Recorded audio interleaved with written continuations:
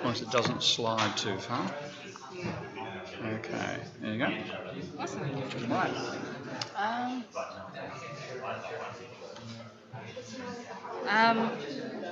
Hi everyone.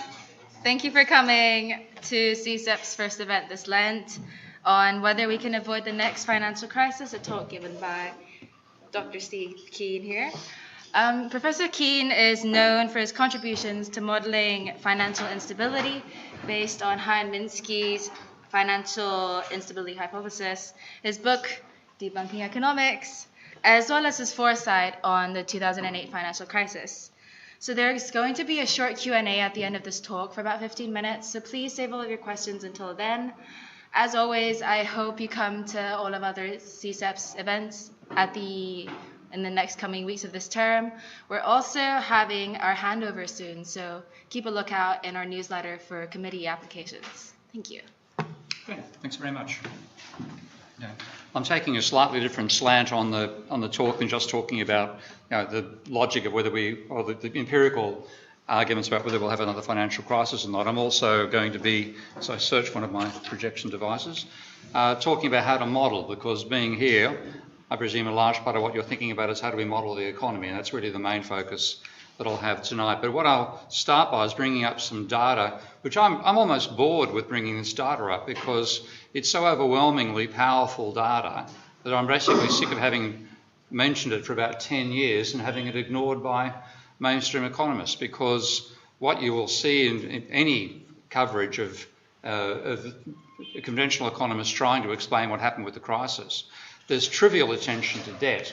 And even Paul Krugman, who wrote a model with Egerton, which did include some role for private debt in a liquidity trap, really says you can ignore, fundamentally in normal times, you can ignore the role of credit in the economy, which means, and also recently, David Miles, of course a member of the Monetary Policy Committee of the Bank of England, came out making this usual proposition that you can't be criticised for predicting something that can't be predicted.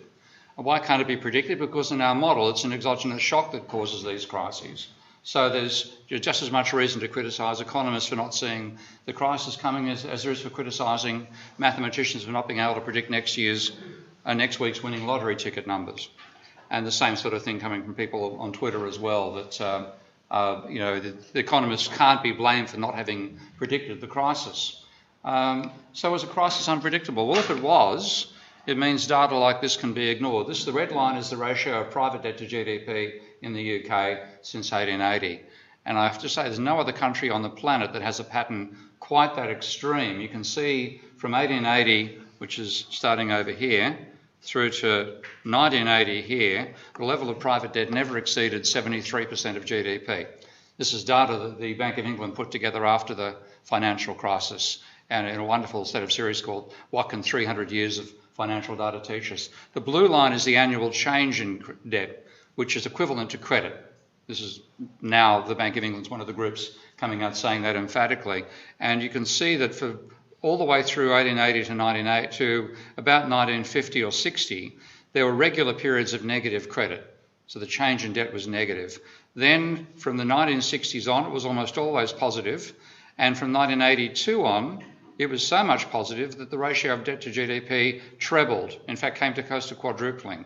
When this change began, the debt was about 55% of GDP. It peaked at almost 200%. So a dramatic increase in the level of debt. Then you see, with credit running at about 20% of GDP, it then plunges to about -2, stays very low for a long time, and is now turning positive again. So you can ignore that because apparently credit plays no role in the macroeconomy. This is the same credit data now, graphed against the unemployment rate. And what I've done just to make the correlation more obvious visually, I've turned the unemployment rate upside down. So we start at 4% here and go to 12% down the bottom. Now, again, according to Bernanke, that first slide I showed you, what he's saying is pure redistributions, which is the way they consider the role of debt. It's a transfer of money from one person to another. It doesn't create any spending power. In that case, your null hypothesis would be a correlation of 0. This over pretty much 40 years is a correlation of -0.7. I haven't done the significance test, but I presume that's fairly significantly different from zero over that time period. And the same thing applies to the change in credit and the change in unemployment. Again, I've turned it around so that they go in the same direction. So the top level is falling unemployment at up to 100% per year. The bottom is rising at a change of 100% per year. Again, correlation minus 0.46. I must admit, I didn't actually do this work for myself initially because I simply didn't believe that economic data would be good enough to find a correlation between a change and a change in a change of data which is actually recorded in the case of credit on a quarterly basis. I was quite wrong. The correlation is quite extreme. And equally, the same thing applies when you take a look at the level of housing debt. This is the level of mortgage or household debt in the UK from all the way throughout to 1980. Again, this is before the big deregulations under Margaret Thatcher. It was never more than 40% of GDP, normally about 30%. It then rose from 30% to virtually 100%. And of course, across that time as well, as you well know, rising house prices as well. When you take a look at the change in household credit, which is, that was turned up rather cheap. Let's do it more slowly. This is now looking at the change in household debt with the change in household credit. Credits I define as the annual change in private debt. Okay? So debt is dollars and credit is dollars per year. Basically differentiate one against time to get the other. Correlation there, 0.76. If you want to know what's driving house prices, it's fundamentally change in new mortgages. And that applies in the US. Every country with a substantial level of household debt, that correlation applies. Now, clearly there's something to explain there. You can't just wave your hands and say, there's no sense in this empirical data because it doesn't fit our theory. And this is, if anybody here read Paul Romer's paper, The Trouble with Macroeconomics? Okay. He's saying the same thing. Macroeconomists dismiss mere facts with a wave of the hands about correlation isn't causation or something of that nature. There's something to be explained there. And what's actually the reason it's being left out of their theories is they have what they would like to call a simplifying assumption. I'm all in favour of simplifying assumptions. I'm not in favour of fantasies. The simplifying assumption leaves out detail to focus on the main element of a system. Now, it's a fantasy to say that banks lend out what they get back in deposits. And for a long time to say that, I was actually going against the grain, along with a whole tradition of non-orthodox thinkers in economics. But after the financial crisis, I can now quote not just the Bank of England, as I've got here, but the Bundesbank, saying the same thing. Bank lending creates money. And repayment of bank lending destroys money. So they've gone that far in saying that the approach that I've been taking, that people like Basil Moore first developed back in the 1970s, that bank lending creates money and repayment of that debt destroys money. What's the macroeconomic impact of that? And I want to give you a very simple thought experiment here to show what that impact is, and therefore why you can't ignore credit in analysing a monetary economy. Now just imagine you've got a strange little country called Tom, Dick, Harry. 3 people, Tom, Dick and Harry, each with $100 in cash, and they each spend $200 a year. So that effectively the velocity of money is 2 in this very simple illustration. And if I have no borrowing, then you can define what I think I'm calling this an income expenditure table. I might find a fancier name for it later. But if you see $200 per year coming out of Tom's account, 100 going to Dick and 100 going to Harry, the same for Dick to Tom and Harry, the same for Harry to Tom and Dick. What you get out of that, of course, is no savings, okay? And a GDP, which you can work out either by the expenditure method, which is this negative sum of the horizontals, or the income method, which is the adding up the off-diagonal elements. It's 600. So that's a simple way of showing income and expenditure. Now, and those rows necessarily sum to 0. This is one of the little elements you can use in accounting to give you a framework for understanding your economics. So the column sum is savings. There's no savings going on, but the aggregate is 0. Let's take a look at it. Now, what if you have loanable funds? So you have the model that Paul Krugman promotes, the basic mainstream way of thinking about banking, that they're intermediaries between savers and borrowers. Well, imagine Tom borrows $10 from Dick per year. We're taking 1 year here. And then pays 10% interest. So Tom is borrowing from Dick to spend on Harry and paying 10% interest. And Dick finances the loan by reducing his spending on Tom and Harry. The total expenditure ends up being $601 a year, because you find that, first of all, there's the $10 being borrowed, which increases Tom's spending power, but it equally reduces Dick's. So one cancels the other out. There's no impact from credit there, but the interest payments that Tom is now making to Dick increase total GDP and total expenditure by $1. So you get you get an impact, but a fairly minor impact. What about if you have what I call bank-originated money and debt? Now, we used to call this endogenous money, but I realised about a year ago that means nothing to anybody who doesn't work in the field. What the hell does that mean? So I think this is a better acronym, BOMD, bank-originated money and debt. So you borrow from a bank, and that increases the assets of the banking sector and also the liabilities, which is the form that money takes in a monetary economy. So I'm not showing the actual change in the assets for the bank here because of the size of the table. But what you have here is Tom has borrowed $10 from a bank. There is no offsetting fall in anybody else's liabilities. There's an increase in the liabilities and an increase in the assets of the banking sector as well. So you don't get a cancellation of the credit when you have bank-originated money and debt. The extra money is borrowed into existence, and then it's spent on Harry. So that $10 of additional borrowing becomes $10 of additional aggregate demand. You then get the interest payment being made to the bank, and if the bank spends that, I've got just a complete expenditure here, you get an increase also on the income side caused by credit as well. So that's the basic illustration of why it matters. It's extremely simple. I don't need algebra to make that particular case. So credit matters because expenditure is income, and there are two domestic sources of expenditure. In this case, when you have a monetary perspective, you invert Say's law. Rather than supply creates its own demand, demand creates its own supply. You're working from monetary demand to physical supply. But you've got to say, where does the money come from? Well, it comes from two possible places. Either the existing money turns over at a varying rate, which is pretty much standard Milton Friedman monetarism. What he left out was the change in debt, which creates a change in credit-based money. So your basic equation is not PY equals M times V, it's PY plus net capital gains equals MV plus DD dt, change in debt, which is the same as change in the money supply. Now you can roughly measure that, not accurately, but roughly, because we don't separate out the two. It would be possible with modern technology to do that. Is somebody paying by taking money out of the deposit account or cash, or are they paying by swiping a credit card or taking out a new loan? But roughly 85% of the credit that's created these days goes straight to buying assets. It only indirectly gets into the real economy. So what you get out of that is a way of measuring total demand by looking at the turnover of existing money, accurately, turnover of existing money plus credit, roughly with some double counting, GDP plus credit. So I want to show why the economy had a crisis just because of the role of credit, again using a very simple numerical explanation. So defining aggregate demand, and this is, by the way, demand for both goods and services and assets. You can't separate, in a monetary economy, you cannot separate economics from finance. You have to have them interrelated with each other. So you have aggregate demand being the turnover of existing money plus credit. Imagine an economy where there's GDP is $1 trillion a year, and that's growing at 10% per annum. I'm not going to consider what causes the growth, just saying let's assume it's growing at 10% per annum. Again, a fairly realistic figure for before the crisis for the change in nominal GDP.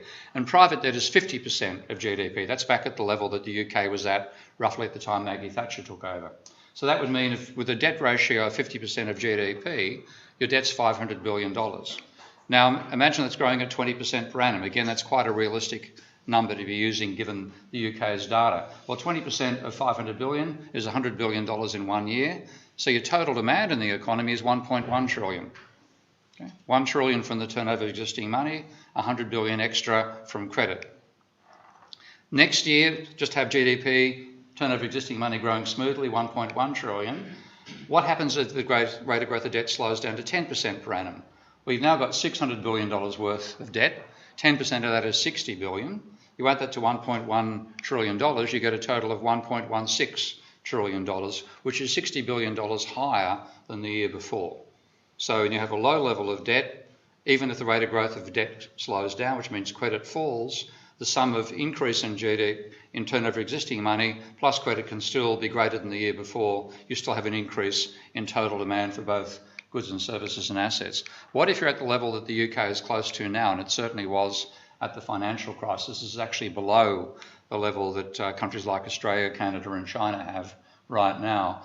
If private debt's 200% of GDP, well, that means debt therefore is $2 trillion. And it's growing at 20%. 20% of that is $400 billion. You add the two together, you get a booming economy, $1.4 trillion in total demand. Now, next year, have the same story. The rate of growth of existing money grows by 10%, but the growth of debt slows to 10% per annum. So you've still got rising debt, you've still got rising credit. What you have is the debt to GDP ratio goes horizontal. 10% of 2.4 trillion is $240 billion. You add that to the $1.1 trillion of existing money turnover, you get 1.34 trillion. That is $60 billion lower than the year before. So even stabilising a debt ratio will reduce aggregate demand when you have a high level of private debt. And that's the situation the world got itself into. And I think economic theory has contributed massively to this through things like the Modigliani-Miller hypothesis, the whole efficient markets argument, which says the most efficient way to finance a company when you have interest deduction, you can deduct interest against income tax, is to have 100% leverage. We've actually made people blasé about the level of leverage they've got when that is one of the major factors that makes a capitalist economy unstable. So just looking at this now for the economies that I'm now saying I expect to see having financial crises in the next few years, these are countries where the debt ratio is above about 1.5 times GDP. That's private debt, not government debt, private debt. And credit's growing at roughly 10% per annum. From that level, the type of fall I've shown you is potentially able to cause a decline in aggregate demand across both the real goods and services sector of the economy and the financial sector and lead to a crisis. So I see these countries as all being likely to have a crisis. China by far the biggest, of course, but one attenuating factor about China that I have to get in straight away is that China is a mix of both a capitalist and a socialist economy, or capitalist and communist economy in terms of the Communist Party running it. They are quite able to go across to government money creation. And according to there's no way of getting accurate figures out of China. You get some figures you have to use, but you have to take them with a grain of salt. I've seen claims that the level of government spending and excessive taxation in China right now is about 15% of GDP.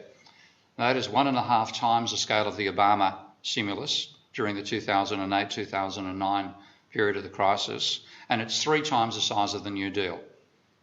Give you an idea how big that is. So that is already attenuating any impact of a downturn. When I mentioned those figures to a good friend of mine who runs giant scale infrastructure projects, things in the $3 and $4 billion range and up, he said that's an underestimate. Okay, so he reckons it's more than 15% of GDP. So China will be having a credit downturn, but at the same time a boost in government spending. You won't necessarily see a huge crunch in China, but you will see a credit crunch overlay with government spending. The other countries are all going to have the credit crunch first, and the biggest of those is Canada, then South Korea, Australia, Belgium, Hong Kong, Singapore, Norway, Sweden, Ireland again. I just can't believe. I mean, I was in Ireland just recently for Economics, and if you want to have real fun listening to economists, come to Economics one day. Have you heard of Economics? Okay, it's a little town called Kilkenny, beautiful little town in the south of Ireland. It's a festival town. It's really worth visiting for its own basis. There's about 30 or so festivals a year. One of them is comedians interviewing economists. And actually, at the moment, I'm dressed like one of the comedians. You know what I'm like leather jacket and all that jazz. I was told I had to wear a suit tonight, so I've even got a tie inside that bag. It'll die of shock when I put it on, if I have to. But the comedians are supposed to turn up in suits and ties, and they interview the economists are supposed to be in casual clothing. I don't have to change a damn thing, of course. But it's a lot of fun. You'll people like myself, Taleb being there, a whole range of celebrity economists, that sort of thing. A lot of fun. Anyway, on the front page of the Irish newspaper was a warning from the central bank governor telling the Irish that house prices are not a one-way bet. That's 2 years after they fell 50% over a 5-year period. I don't know what they put in the water in Ireland, but they're back in bubble territory again. Now, other countries I classify as being what I call the walking dead of debt. They had a debt crisis either in Japan's case in 1990 or in America and the UK's case in 2008. And they've got anemic levels of credit-based demand after the crisis because both sides of the lending, the money creation, credit money creation equation are reluctant to lend. The banks are reluctant to lend to some degree because they should have lost everything during the financial crisis. They were rescued rather than the debtors. And the debtors themselves are reluctant to get into debt because, again, of that crisis, except in Ireland. That's Japan, the USA, UK, Spain, Portugal and Greece. And this is a modified chart with more recent data from my book, Can We Avoid Another Financial Crisis? And the top region up here are countries, that's where I've got that 1.5 times GDP and credit in 1 year being about 10% of GDP. The reason for that, by the way, that rough empirical rule of thumb comes out of work by an American philanthropist called Richard Vague. Now, Richard is anything but vague. He established 2 of America's major credit card companies as a billionaire, but he's become concerned about the level of private debt and also government debt, as it happens, in the globe and trying to reduce it to what he calls debt economics. So he commissioned a study of about 150 financial crises that have occurred in the last 1.5 centuries, and he found every one of them had the characteristic of private debt exceeding 1.5 times GDP, and the increase in that ratio over about a 5-year period before the crisis being roughly 17%. So I'm using a rough rule of thumb like that, saying those are the countries that are going to have a crisis. The ones down the bottom here have already had a crisis and are falling out the bottom. What the usual progression seems to be, countries go this way. They've got rising level of debt, rising credit. They get it to this point, credit slows down and they fall out the bottom and end up with negative credit. You can see that Spain, Portugal and Greece are all having credit being actually minus 5% of GDP or more at the moment, which is a huge contraction in total demand. So those are the countries I expect to have a crisis in the next 1 to 3 years. You can't time this precisely because all sorts of factors can mean people continue borrowing money. Governments can encourage people back into speculation again, which the Australian government has done brilliantly on several occasions. So they can delay the inevitable, but ultimately you get to a point where you have a maximal level the country can sustain of private debt. Credit goes to zero or below. When it goes to zero, demand falls, and then you get a set of feedback processes that leads you into a crisis like you guys had in 2008. Now, all this was totally unforeseen by mainstream economics. A range of non-orthodox economists like myself warned of it for a range of different reasons. I'll mention some of them here. And neoclassicals were originally in complete shock. I met with George Bush's chief economic advisor, a guy called Ed Lazaire, about 10 years ago. Very nice bloke. And Ed was describing the state of mind inside the Bush cabinet when the crisis hit. He said it was sheer panic. Basically, they had no idea this was coming. The scale of the crisis was far bigger than they thought, far faster. And the reaction they had, he said, was fundamentally saying they didn't want capitalism to end on their watch. So they're going to throw whatever they could at the system to keep it afloat. That's the scale of shock that they had in the whole process.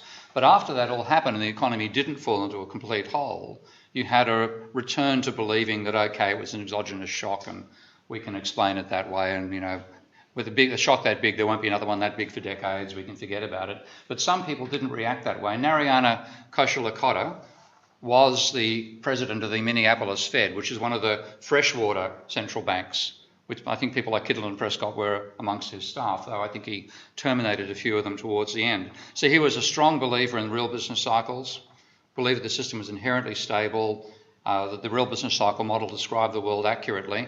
Over time, he's gone through quite a journey. And what he's admitted, after 10 years of data where economic growth was always lower than their models predicted, inflation was always lower. And one thing I've had neoclassicals say to me is that, oh, we just presume people don't make systematic mistakes. Well, people like Kocherlakota said, hey, for 10 years, us professional economists with our sophisticated models have been making systematic mistakes. There's something fundamentally different about the data than what we think it is. The system that generates the data is not the one we model. So he finally said this: we do not have a settled, successful theory of the macroeconomy. And I was very pleased to see that. Olivia Blanchard, who was a great fan of DSGE models, came out with this statement last year, saying that they're based not just on simplifying assumptions, but assumptions that are profoundly at odds with what we know about consumers and firms. That's why I say they're not using simplifying assumptions, they're using fantasies. You shouldn't be able to model a system using fantasies, but that's what's been done. And Paul Romer, the most scatological of all, I really do recommend reading his paper, The Trouble with Macroeconomics. You can just search for his name and that phrase on the web and you'll find it. And he's saying we've been going backwards for more than 3 decades.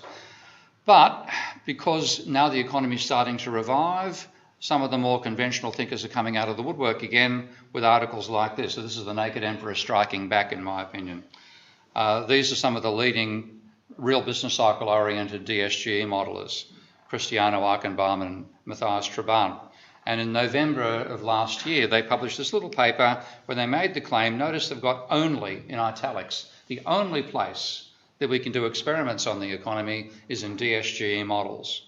And inside they began very aggressively by saying people who don't like these models are dilettantes.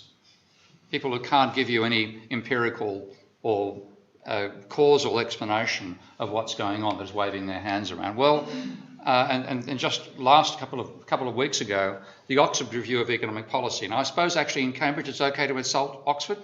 That's allowed? Okay, good. This turned up in my feed. I've forgotten who sent me a tweet about it. And I took a look at the names. Let's just take a look at them. David Vine. David's a very nice man, by the way.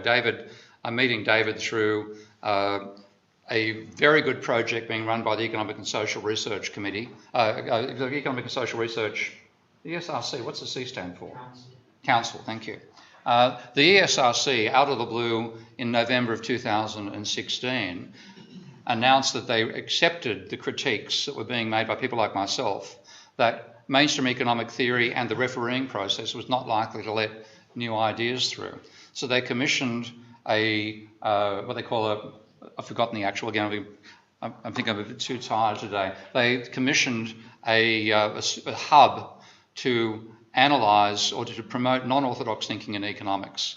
And they put out a sort of a call for people to manage that. So they were delegating the refereeing process to a subgroup.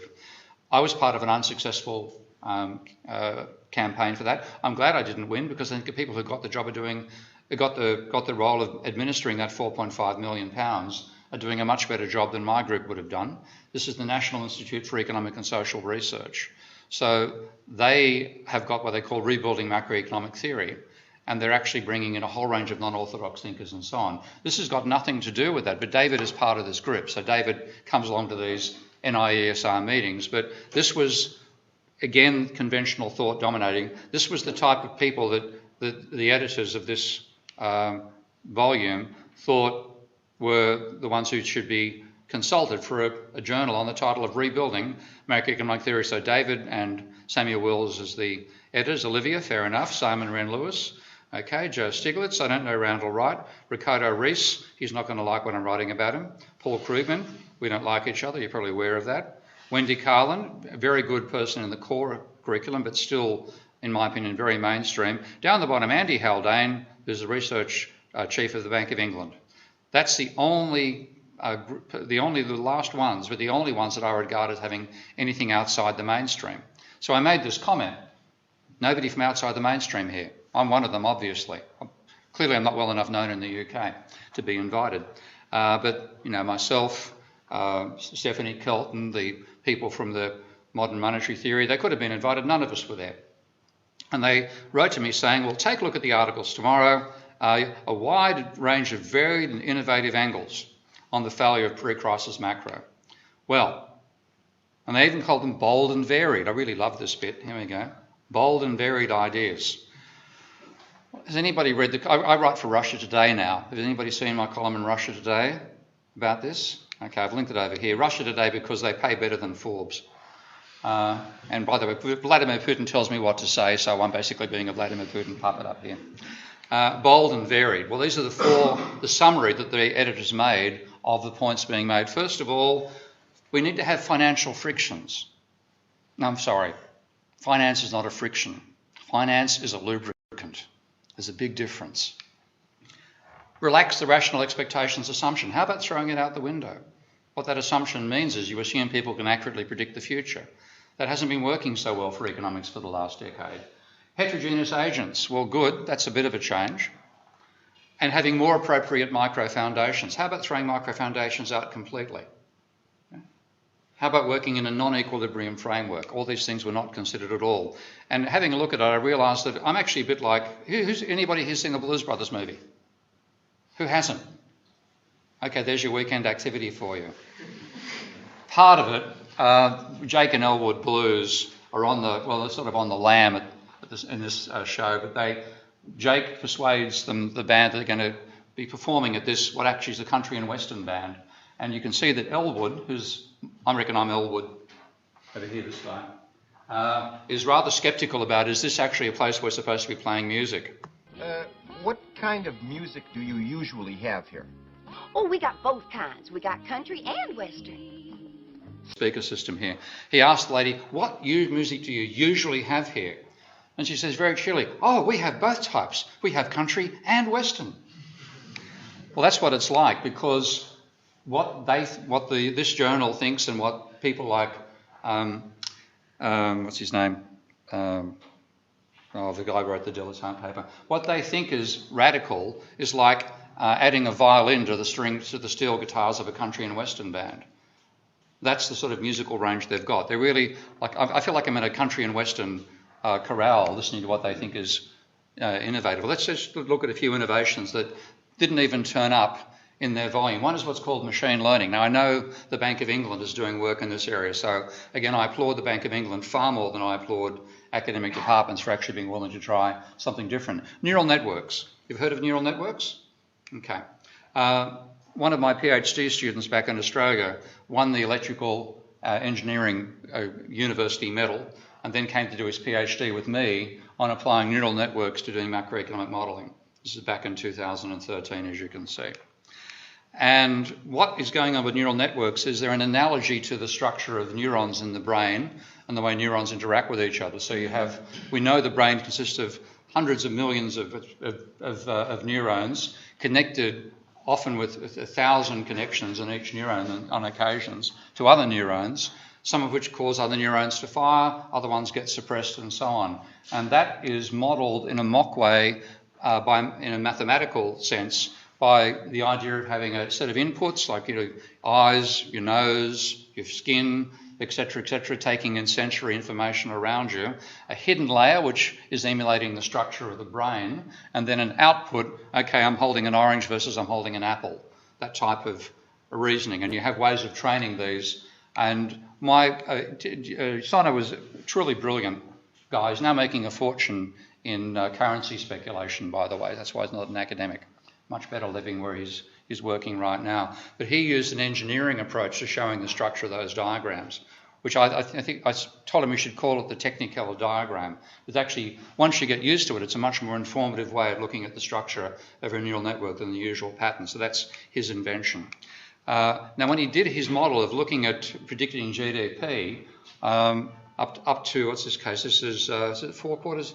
1 quarter ahead prediction. So the RBA, and by the way, I love this fact, the Reserve Bank of Australia has a leading economist whose last name is Tulip. Don't need to say any more.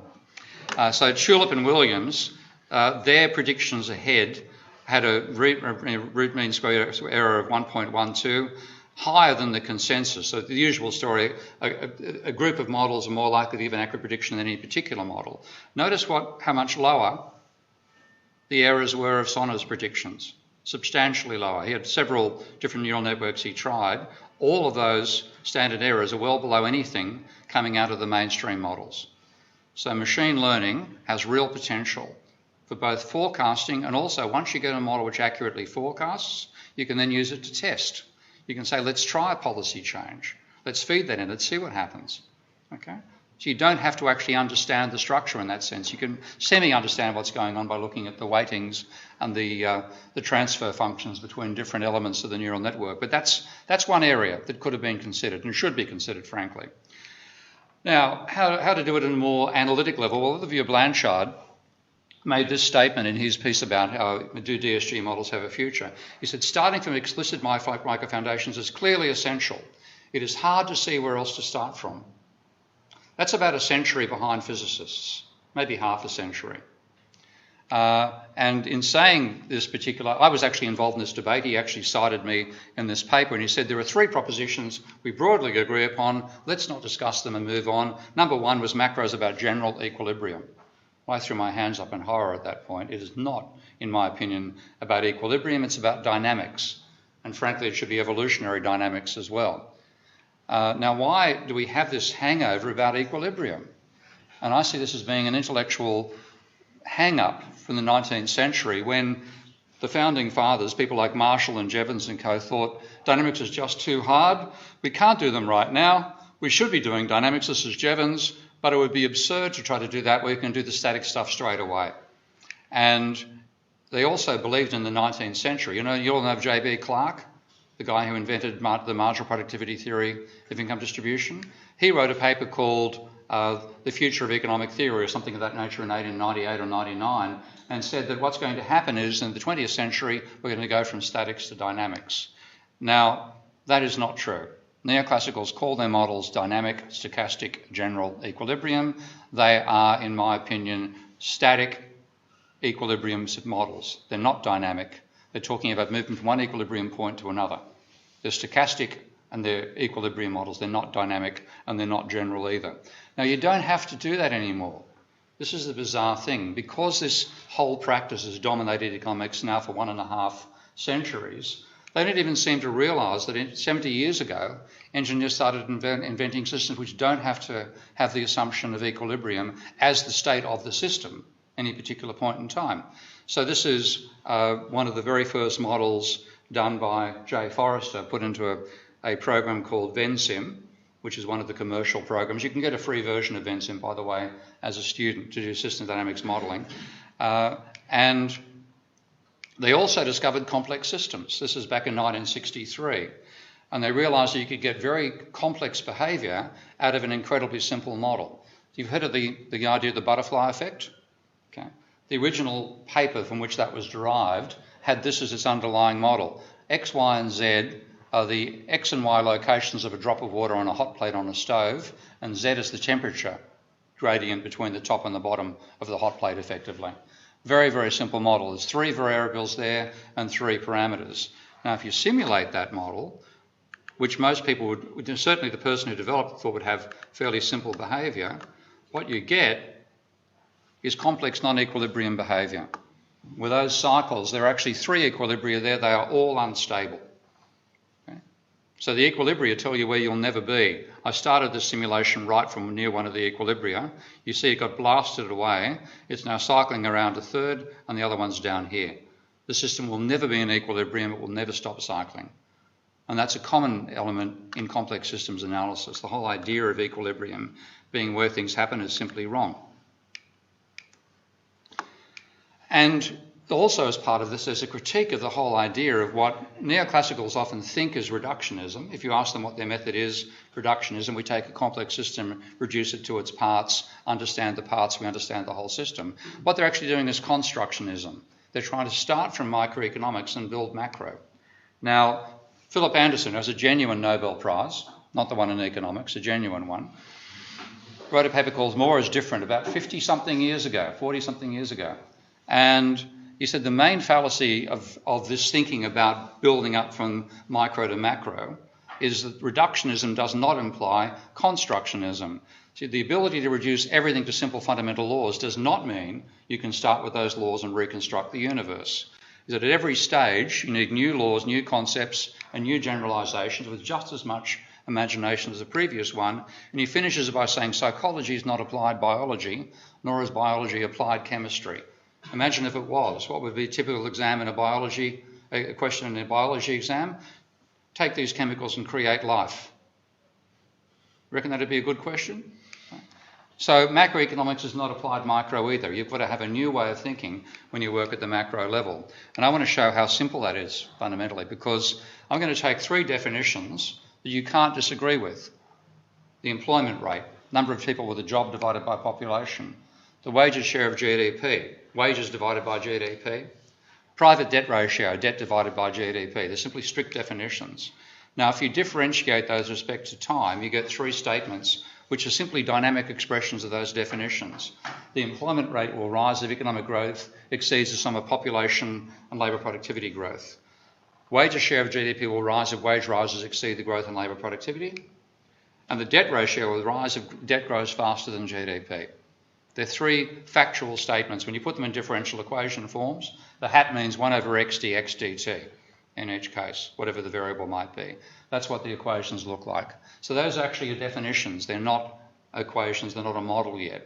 Now, to turn them into a model in the complex systems approach, what I do is take the simplest possible definitions just to impose as few assumptions as possible on the model itself as I'm building it. So a linear relationship between capital and output and a linear rate of depreciation, as simple as possible.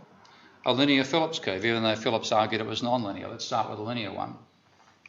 A linear function relating investment to the rate of profit. And debt being used solely to finance investment, so no Ponzi schemes, all genuine investment here. So the change in debt is gross investment minus profits, and banks earn interest on what they lend. And constant population growth and constant labour productivity growth.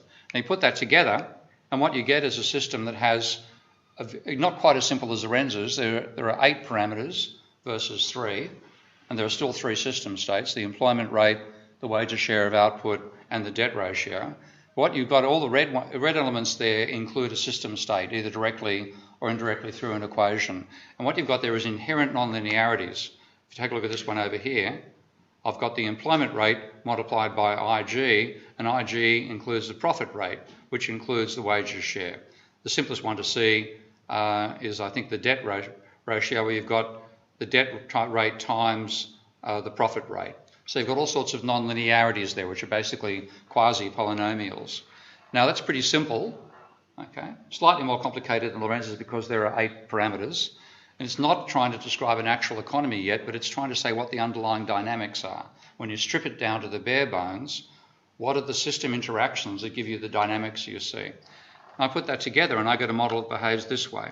So I'll bring up this model in Minsky now. And if I go across to the equations tab, when you draw equations in Minsky, okay, the flow chart is creating a set of equations which you can see over on this tab.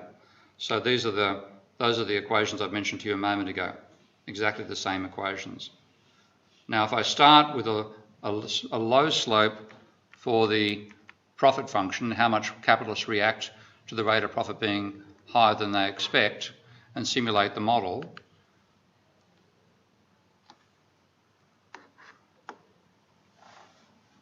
then I get a system which stabilises.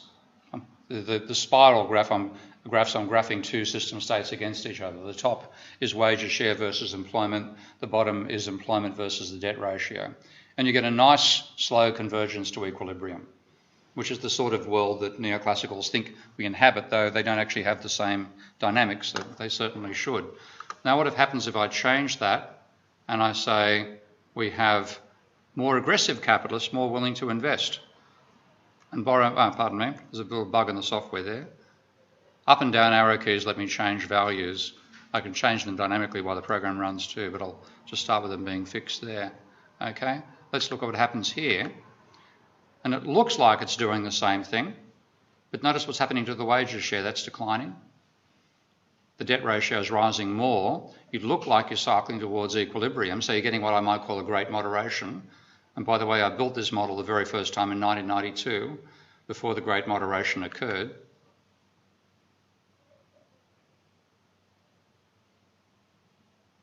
So much for moderation. You get more and more severe crises and cycles. They're equally up and down because all the models are linear. With non-linear behaviour relations, you get changes slated to the downside rather than the upside. So there's lots to go to get to a realistic model. But that fundamental dynamic, I think, is a very accurate starting point for saying how does the actual economy behave. And that's what Hyman Minsky, when you look at Hyman Minsky's theories, they're basically caught up in those 3 equations. with non-linear relations for how people behave as well. So you get a great moderation followed by a great recession. You get cyclically rising level of debt compared to GDP, and you get a falling wages share, which means rising inequality.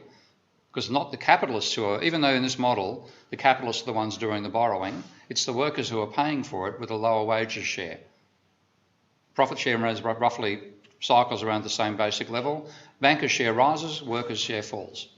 So there's a structural explanation for the rising inequality we've seen as well out of a model like that, with, as I said, the basic difference being the willingness to invest. So that was showing the model as a set of definitions and reduced form. This is the same model as a flow chart where I have causal relations. So investment causes the rate of change in capital stock, which causes the rate of change, causes the level of output, which causes the employment rate, which causes wages change, which causes profit levels, which cause debt accumulation if you're borrowing more money to finance your investment than you actually have in retained earnings, change of capital stock and so on. So that's the sort of thing I wish you guys were learning at university rather than the intersecting supply and demand curves you're doing at the moment, whatever slightly more apparently sophisticated stuff you might be doing in DSGE models as well. So this stuff is possible, and it's not the entire way. This is actually a more complicated model where I include price dynamics inside the system, and I've got non-linear behavioural functions as well. So this is exactly the same idea, a set of equations in reduced form look like this. When I simulate the model, I get something which looks, this is only the second stage of building the model, okay? It's not like I've had a team of econometricians working out parameters and putting in all the complications. It simply has the definitions I've shown you, including inflation effects. That's it. Okay? But I get behaviour out of this model that is rather like the real world, rather too much for my liking in some ways, because it points out the dangers of letting private debt get out of control as we've done. So that's some of the dynamics you see happening here. This, I think, is the most curious one. The rate of profit appears to stabilise, nothing going wrong until the whole thing collapses out of the blue. The last ones to know capitalism is having a total crisis are the capitalists themselves. So you get inherent cycles, rising debt causing the crisis, and the last ones to know in that sense are the ones who drive the system, because the increasing amount they're giving to bankers is being precisely offset by a falling amount to workers until deflation sets in and you get exponential increase in the debt ratio. Now, a third one, this is the last one I'll mention, is monetary stock flow consistent or sectoral balances modelling. This is what Wynne Godley used back in 1999 to say the trends in the American economy necessarily implied a serious recession in the future. And he said, looking at what's happening, this is a paper published in 2000, as you can see, is Goldilocks doomed? And he said, since 1991, which is after the last crisis ended, the last recession, private expenditure has risen more than income, and continued expansion is only possible when you've got the fiscal authorities trying to run a surplus and the foreign sector being in deficit as well. The economy can't continue growing, the budget surpluses won't be achieved, private sector spending won't continue outstripping income, and the indebtedness will stop rising at some point. As soon as that happens, GDP will stop growing. Now, it's a damn sight more useful than any prediction coming out of a neoclassical model at the same time. That's an alternative way to model the economy. One of my students, brace yourselves, this is ugly. I knew that Minsky was not yet at the stage where you could use it to model a real economy. Unfortunately, I didn't tell a Portuguese master's student that, so he modelled the Portuguese economy using Minsky. And this is a stock flow consistent model of the Portuguese economy. All the mathematics is effectively stored inside these 5, what I call Godley tables, in honour of Wynne Godley. These are just definitions down here, so when I get enough funding, I'll be taking these definitions off the canvas here, leaving the graphs to be more obvious. All you get to see is the graph is that much. I want to have the graphs dominating it and be able to take people through what's inside the tables and explain the logic that way, so that even a politician could understand what's actually going on. Okay, so he's now doing much more detailed work, turning this to a much more accurate model again than it is at the moment, and he's working in the Portuguese Statistical Agency while he's doing it. So that's the same model in Minsky. It's pushing the capabilities of the program quite a bit. What you've got behind each of these tables, these icons of a bank, is a stock flow consistent model of the financial transactions that particular part of the economy has with all the other sectors of the economy. So you can take somebody through the table and say, do these look right to you? And if the answer is yes, then you can say this is how the model behaves. And using that type of approach, that's what Wynne Godley himself, he didn't use the same technology, he developed his own software, but that's what led him to say there has to be a crisis in the future. Now, I know that's pretty complicated, so I want to show you a simpler example here because I had to write a submission to a parliamentary inquiry into how do we encourage more savings. Okay? Sounds like a great idea, encourage savings. What I've got in this model is a simple idea of each of the poor and rich households and firms have $100 each or £100 each. They each spend 100 on each other, the same thing I've shown you beforehand. And what you get out of it is a system of differential equations that describe the financial flows and also give you GDP, because the sum of all expenditure is GDP, as is the sum of all income flows. So if you simulate this model, and all it consists of is this set of tables. The poor spend on the rich, the poor spend on firms. The rich spend on the poor, the rich spend on firms. Firms spend on the poor, firms spend on the rich. And I've got them each spending, simply starting over here, at $100 per year, £100 per year. And bank balances, because they're each spending and getting the same amount back, there's no net savings. So you simulate the model, all the bank accounts remain at 100, and GDP is 600. Now what happens if the poor households decide to spend less on the rich and less on the firms? Well, they start to save money. Look what happened to GDP. It's fallen by precisely as much as they've saved. This is what Keynes called the paradox of thrift.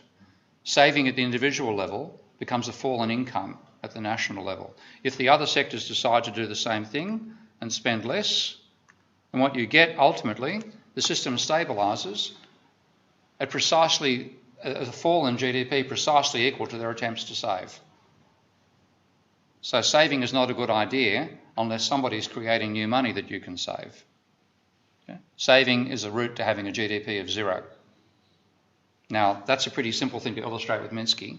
I know most people don't get their heads around the idea of the paradox of thrift. So that's the sort of thing I want to make possible with software like Minsky as I continue developing it. So savings at the individual level or the sectoral level, and including the government, of course, is a direct way of reducing GDP. And it's no wonder England's had the slowest recovery it's had in its economic history because of the obsession the Conservatives had about running a surplus. So that's the sort of work I want to have economics doing, but I know it's not going to happen in modern universities because people like me only get jobs in low-rank universities, the post-92 universities here. I don't think I've got a couple of colleagues in more prestigious university, people like Tony Lawson, though Tony's an anti-modeler, and I can't think of his name, but the Korean guy at Cambridge, at Oxford. Hansi Chang, thank you, sorry. My memory's gone out the window today. They're the only ones, and they're not in the main economics department, they've been driven out. And then places like Kingston, I'm going to be retiring from Kingston either this year or next year, we were viable when there were still controls, government controls on how many humanities positions and STEM positions could be offered by each university. Well, the bureaucrats in their infinite wisdom, which means they did PPE here for a year and believe supply and demand explains everything, they decided to make it more like a market, so they abolished the controls on first-year intakes. Well, that's making it more like a market. A market requires informed consumers. How many university degrees has the average school student done before they start university? 0. So they're trying to make all these artificial indicators of quality, which are crap, and which mean an enormous layer of bureaucracy is inside each university to try to tick the right boxes in the teaching of our excellence framework and the research excellence framework, etc., etc. It doesn't give the students anything like the information you get from buying, knowing whether you like cappuccino or latte, whether you like soy milk or not. Okay, you're an informed consumer of coffee by the time you leave high school. You're not an informed consumer of universities. So what actually happens is students don't know that there's contested nature of economics. They think the high prestige places, like maybe even say Cambridge, give a better education in economics than the lower ranked ones. They lose, I call them not reforms, I think a better word is deforms. Okay, it's deformed a functional system. So that's destroyed our viability. We only get trivial research funding as well. Thank God the ESRC has realised that, and there's some potential for funding through this new initiative. But we are competing against people with far better funding to pushing the same old paradigm forward. I've had enough of it. I'm old enough to get away with it, and notorious enough to do it as well. So I'm now being crowd-funded on a funding site called Patreon. Has anybody heard of that before? Okay. It's a continuous time version of Kickstarter and Indiegogo and so on. And I'm trying to do what I'm doing here as well, plus research, plus developing my software package further. So if you'd like to give me a hand, it's as little as $1 a month, sign up for Patreon, tell people about it anyway. That's going to give me the independence to develop a new approach to economics, which we desperately need. Thank you.